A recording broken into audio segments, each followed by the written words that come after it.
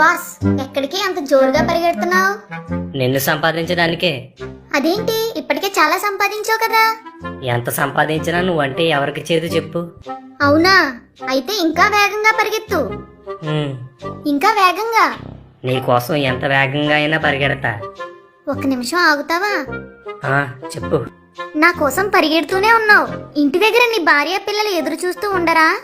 నేను డబ్బు సంపాదించే పనిలో ఉన్నాను, నా కోసం ఎదురు చూడొద్దని వాళ్ళకి చెప్పేశా. అయినా ఎంత సంపాదించినా వాళ్ళ కోసమే కదా. ఇంతకాలం నా కోసం పరిగెత్తి ఏం సాధించావు? ఒకప్పుడు అద్దెంట్లో ఉండేవాడిని, ఇప్పుడు సొంత ఇల్లు కొనుక్కున్నాను. ఒకప్పుడు డొక్కు సైకిల్ ఉండేది, ఇప్పుడు కారులో తిరుగుతున్నాను. అంతా నీదయ్యే. హహహహ. నే తిండి, వేసుకునే బట్టలు, తిరిగే మనుషులు అన్నీ మారిపోయాయి. హా, ఇంకా చెప్పు. నీకోసం ఎంత చెప్పినా తక్కువే. నీకోసం ఎన్ని పుస్తకాలు, ఎన్ని ప్రసంగాలు, ఎన్ని వీడియోలు ఉన్నాయో తెలుసా? అవుననుకో. అందుకే అన్నారు ధనం మూలం ఇదం జగత్ అని. నువ్వు ఉన్నోడు గొప్పోడు, నువ్వు లేనోడు దరిద్రుడు. నువ్వు ఉన్నోడు పెద్దవాడు, నువ్వు లేనివాడు పేదవాడు. నువ్వు ఉన్నోడికి మర్యాద, నువ్వు లేనోడికి హేళన. నువ్వు ఉన్నోడికి గౌరవం, నువ్వు లేనోడికి అవమానం. ఒక్క మాటలో చెప్పాలంటే నువ్వు ఉంటేనే ప్రపంచం నడుస్తుంది. చివరికి ఒక మనిషిని మనిషిగా చూడాలన్నా నువ్వు ఉండాలి. అయినా నీకోసం నీకు తెలీదా? నీ నోటితో వినడం వేరు కదా. అవును, నువ్వు క్రైస్తవుడు అనుకుంటా. అవునవును, నీ రాక నాకు దేవుడిచ్చిన ఆశీర్వాదం. అందుకేనా ఆ ఆశీర్వాదంలో పడి మీ దేవుణ్ణి వదిలేసావు?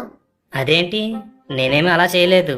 ప్రతి వారం తప్పకుండా చర్చికి వెళ్తాను, డ్రెస్సింగ్ భాగం కూడా తప్పకుండా వేస్తాను.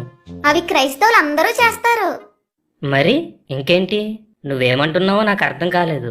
నన్ను సంపాదించడానికి రోజులో 12 గంటలైనా కష్టపడతావు, కానీ ఆ సంపాదనకు కారణమైన దేవునికి ఒక్క గంట కూడా ఇవ్వవు. వారంలో 6 రోజులు కష్టపడినా ఒక్క 200 ఎక్కువ సంపాదించే అవకాశం ఉంటే ఆదివారం చర్చి కూడా మానేస్తావు. అవునా కాదా? అంటే అవునా కాదా? అవును, కానీ ఆ డబ్బులో కొంత భాగాన్ని సేవకిస్తున్నాను. దేవుని పని జరగడానికి అవి ఉపయోగపడుతున్నాయి కదా. డబ్బు సేవ చేయదు, సహకారం మాత్రం అందిస్తుంది. మనిషే సేవ చెయ్యాలి. ఒక క్రైస్తవుడుగా దేవుని పనిలో నీ పాత్ర ఎంతుంది? అది చెప్పు. లేదు. కనీసం నువ్వు సంపాదించిన దాంట్లో ఎవరికైనా సహాయం చేసావా? నేను రాకముందు సువార్త చేసేవాడివి, నేను వచ్చాక ఒక్కరికైనా సువార్త చేసావా? అది సంపాదించడం ప్రారంభించాక ఒక్కరోజైనా కుటుంబంతో కలిసి ప్రార్థన చేసుకున్నావా? కనీసం నీకు నువ్వైనా రోజులో కాసేపు వాక్యం చదవడం, ప్రార్థన చేసుకోవడం చేసావా? గమనించావా? నేనొచ్చాక ఆస్తులోనే కాదు, ఆత్మీయతలో కూడా చాలా మార్పు వచ్చింది. సంపాదిస్తే కుటుంబం బాగుంటుందనుకున్నావు, కానీ కుటుంబ ఆత్మీయ పరిస్థితి ఎలా ఉందో గమనించుకోలేదు. నీ భార్య డబ్బును చూసుకుని గర్విష్ట అయిపోయింది. నీ పిల్లలు జలసాలకు అలవాటు పడ్డారు. ధనాపేక్ష సమస్త కీడులకి మూలమని, ధనాపేక్ష లేని వారే మీకు కలిగిన వాటితో తృప్తి కలిగి ఉండమని బైబిల్లో ఉంది కదా. చదవలేదా? చివరికి నీ ధనాపేక్షే నీకు నీ కుటుంబానికి కీడుగా మారుతుంది. నీ ధనాపేక్షే మిమ్మల్ని నరకానికి నడిపిస్తుంది.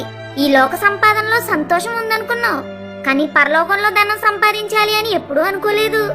ఇప్పుడు అర్థమైందా నువ్వు ఏ స్థితిలో ఉన్నావో? నన్ను సంపాదించు, అది తప్పు కాదు, కానీ అది నీ ఆత్మీయ స్థితి పాడు చేసేంతగా ఉండకుండా చూసుకో. చాలా మంది మనుషులు సంపాదన మోజులో పడి విలువలు కూడా కోల్పోతున్నారు. నన్ను సులువుగా సంపాదించడానికి అక్రమ మార్గాలు ఎంచుకుంటున్నారు. చంపడానికి, చావడానికి కూడా వెనుకాడటం లేదు. విచిత్రం ఏంటంటే అలాంటి వారిలో అన్నీ తెలిసిన మీ క్రైస్తవులు కూడా ఉండటం.